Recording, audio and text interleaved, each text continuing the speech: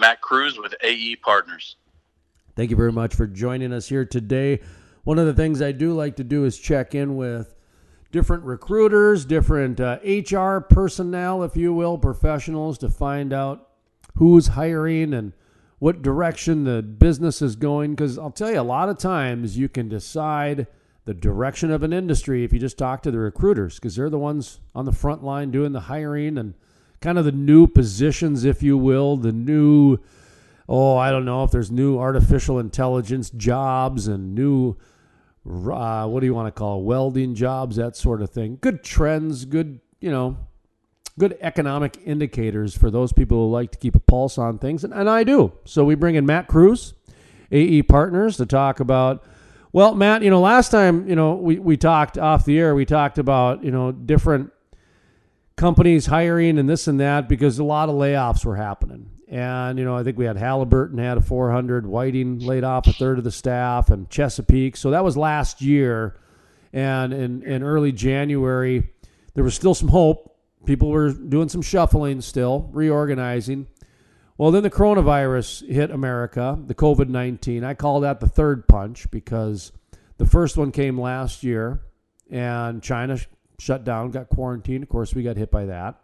Russia, Saudi Arabia played some shenanigans, if you will, with OPEC. That caused some issue there. And then, of course, the American COVID-19 shutdown happened too. So if there's any jobs anywhere being hired, Matt, you can certainly plug those away, but I'm just going to kind of assume everybody's in a reshuffling mode. And again, that's the reason I did bring you on today, is I wanted to ask you about salaries.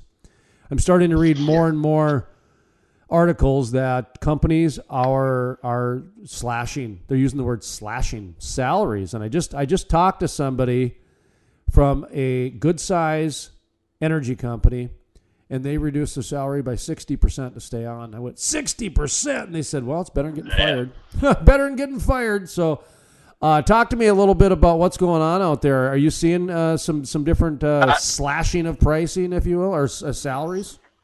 I would love to come on, and wish I had some great news and a little more positivity to put to it. But I mean, that's a lot of what you're finding right now is a lot of companies are just putting a Band-Aid on it. If they haven't already, seen the end of the tunnel and trying to navigate their way towards that. And I don't always mean the good end of the tunnel. For some of these companies, there's going to be no coming back. It's kind of just delaying. It's like I watched a video of Greenland the other day, and as these massive rocks and glaciers are falling into the water, you're getting the big splash and the ripples coming off of it. And as gigantic of pieces of mass as these were, and I think that's where the part we're at right now is, we've had the big crash, and now we're waiting for the ripples to ripple along and see where they go. Just a lot of uncertainty is what I'm seeing. Some people are putting Band-Aids, and yes, they are going into having sit-downs with people, and your options are you have a job and you cut your salary, or you don't have to and you're looking for work, which brings somebody into the catch-22, where there really is no catch-22. You're out. You either take it or you're out, and there's not a lot of jobs to hop into right now, just because there's so many more workers than there are positions. And I can tell, even in the time that I've been over here from March until this point, phones ringing off the hook, and we need guys here, we need guys there. And not that, the phones are completely dead, but it seems like it's a lot more relationship building right now than it is, people looking for hands all over the field. It's a tough market right now. That's kind of stating the obvious. You mentioned some of the other industries, of course, when you're talking about the trucking industry. Those get somewhat transferable. A lot of guys like to special in water hauling and hot oil and that sort of thing, but they can go and start hauling food and maybe even get into the refrigeration game. Who knows? I'm not too up on my old trucker specifics, but I did work for a trucking company for 3 years, so I do know that. Yes, sir. Go ahead. That's what my dad does. He's a trucker. Okay. But you know what I mean, where you can transfer industries there, because the trucking industry is the backbone of the economy, and or I guess the railroad's the backbone of the economy, and the trucking industry would be the arteries, depending on how you want. Well, I would almost say the same thing, especially in the contractor market in oil and gas, where you're going. There's more people than there is jobs. The moment we're back to supply and demand, those prices are going down. So Salaries trying to limp their way to the finish line and get there and stay going to where this thing can get back and, and be profitable and sustainable for everybody. But the same thing, as far as I understood and talking with my dad and, the little bit of research that I've done on the trucking side of things, is they're running into the same deal. There's a lot of these goods might be held up. I mean, if you have ordered on Amazon or Amazon Prime lately, where some of these deals you can order, and if you're in a big metropolitan area, you can be there later in the afternoon. Even out in some of the more rural areas, you can have it next day or second day, guaranteed. Goods aren't moving like they were. Goods aren't moving because the goods aren't there to be moved, and now the truckers are in the same boat. And there's more truckers than there is stuff to move.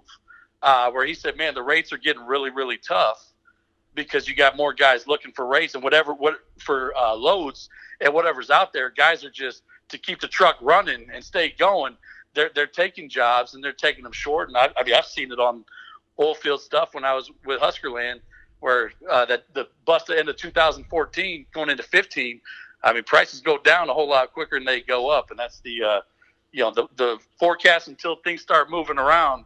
It's hard to forecast. There's a lot of people way smarter than me and above my grade of knowledge that don't have an answer. I sure don't have an answer. But besides, you find guys in a position where they might have been making some good runs and they might have some good money in the bank.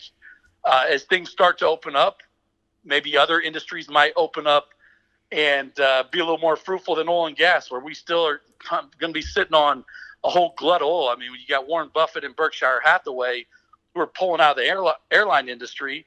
Not to be a bearer of bad news, but I mean, this guy's pretty good. Obviously, he's the Oracle of Omaha for a reason. This guy understands market trends, and for him to be getting out of air travel is a little worrisome to me. Where my fiance's Nissan Murano, the amount of fuel it uses isn't nothing to what we're putting when we're putting airplanes and jets in the sky.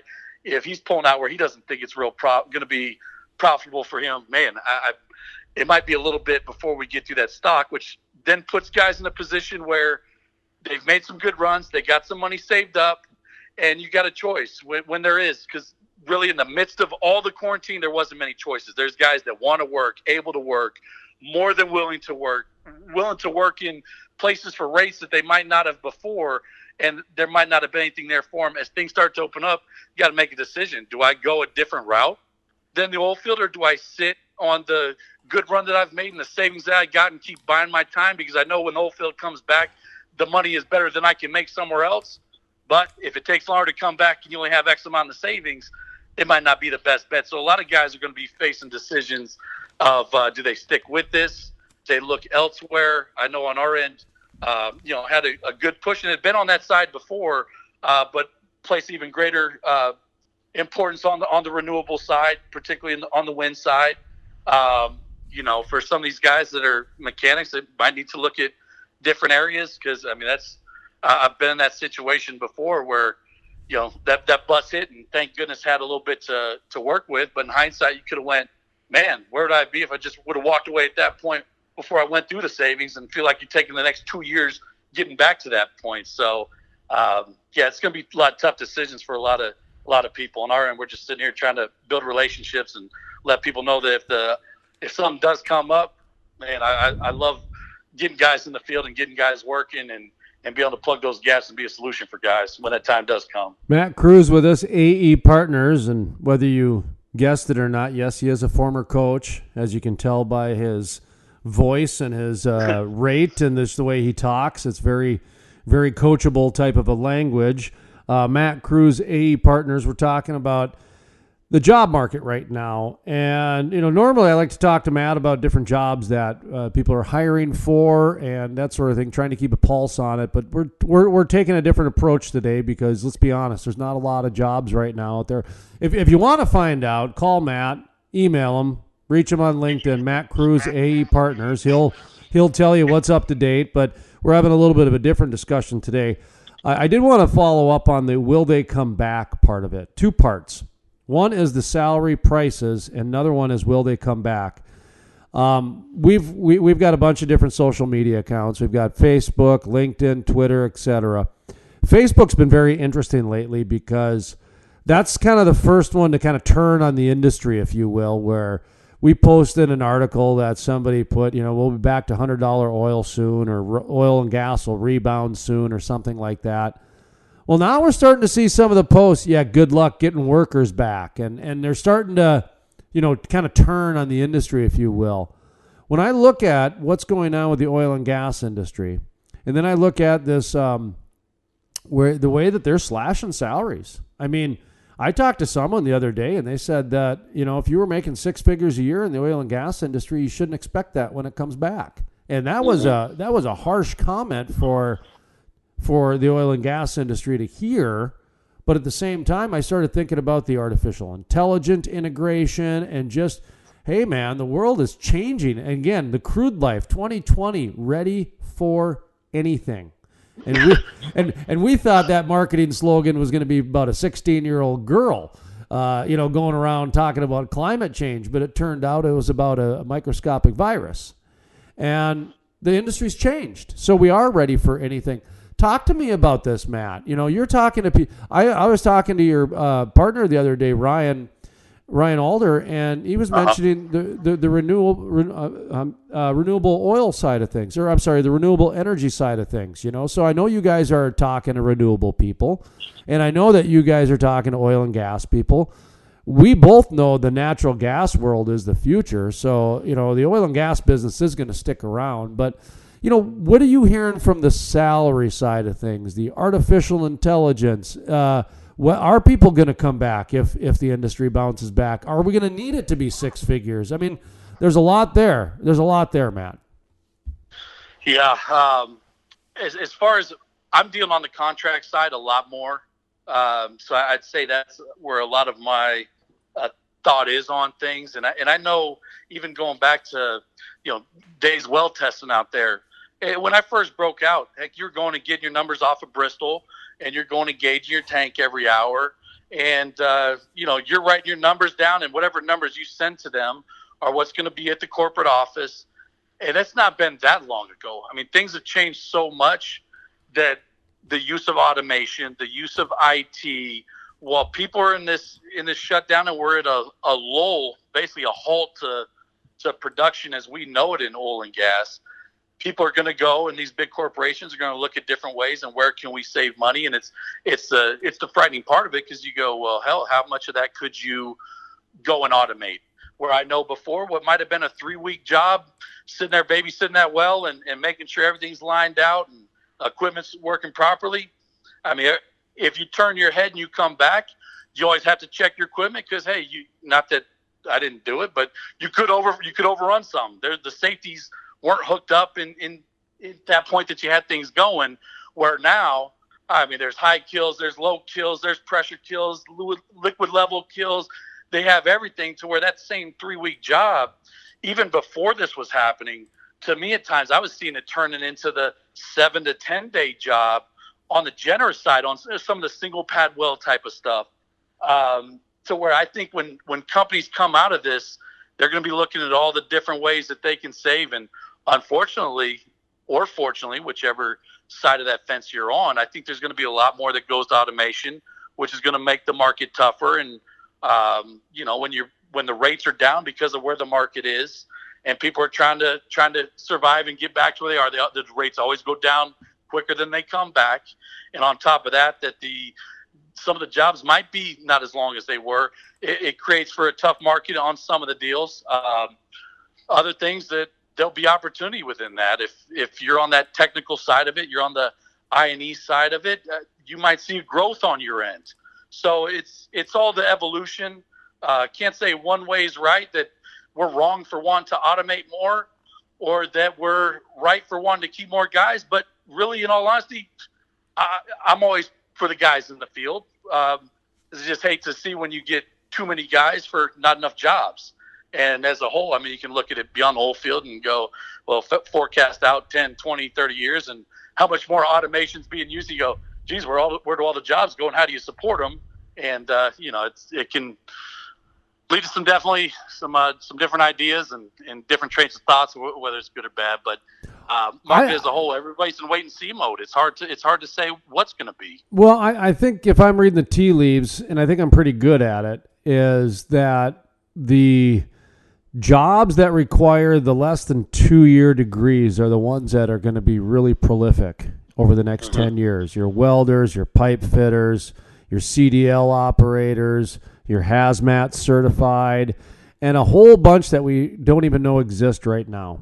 And that's the part I think people need to understand is that they're, in fact, training. Boy, get in the training business. That's the business you want to get into, is in the training business, because we knew we're going to retrain a bunch of people. And they need to, right now, the 40 to 55-year-old man is just, I feel really bad for them right now, because they're just wandering in a desert of nothing because nobody wants to talk to them. And I see these posts all the time on LinkedIn, and these guys are like, well, I'm 48 years old, unemployed, my life's over, nobody wants to hire an old guy like me. And I'm almost there, come on, man, what's going on? But I'm looking at this article right now. Occidental is slashing salaries by 30%, and I'm a little bit concerned because there is it seems to be a movement that the energy industry is slashing prices. I had Lynn Helms on my program 3 years ago, and I asked him the question directly. I said, the way I see this industry going is it's a lot more trade heavy, and the jobs are changing. They're becoming very smart. They're becoming intuitive, almost to where big data and artificial intelligence are ready to take over. And the way I'm seeing things, that if you don't get certified, if you don't get trained, if you don't get recertified, you don't get retrained, there will be a time very soon where if you don't want that job, that nice man from Ghana and his family, or that nice man from Kazakhstan, will take your job. And he paused and he said, I think you're more right than wrong, Jason. I got to find that audio. And I think we're here. No, on the bright side of things, until we have a energy source that is reliable on the scale and that we can move the infrastructure over to it, I always say I'm not against that everything has to be oil and gas. If we could find nuclear, if we could control nuclear, I think nuclear would be great. We can't control it. It starts to go. Look at Fukushima, and I'm glad you got a chance to talk about Fukushima because nobody talks about it. Man, that's been going for 8 years and don't have any handle on that situation there whatsoever. That's not crazy. If we could find a good energy source that we could move to that was better for the world, it's like, yeah, who's not for the betterment of the world? But until that comes, there still will be jobs. But what comes with it, if things start centralizing more, or it doesn't come back to the level, for some time that it was, it's, yes, some of the labor in the field jobs, some of them need to be done. They all need to be done, but on what scale are they getting done? To where, yes, how many do you need? And like I've talked about probably twice already, when you have more than you need, it's not good for price. That's why we're in the situation we are, and that's where you're talking about. Yes, some people can come in and the price gets so low, they go, hey, that's just what it is, no matter where they're from. Whether from Kazakhstan, Ukraine, Mexico, or United States, you got more people than there are jobs going on. It's never going to be good for the rates going up. And, on the technical side, I always feel like torn at times, especially in this quarantine deal. And thankfully in Texas, we're kind of out of it, hoping to see how this first phase goes. But where my kid's in there and you're like, golly, get off the electronics. But then you go, geez, those are the jobs that they're going to have. Maybe, you don't want to take them too far away from it. Or they end up like me and you're like, well, I'm really good at sports, or was really good at sports, and work hard. But as far as super technical skills, I don't have a lot, so it's a double-edged sword. But well, that's where I see. It's not going down. It's only going up. Yeah, and that's right. The trades and some of these examples I gave were more for the trades, because when you take a look at the direction the energy world is going, it's very natural gas.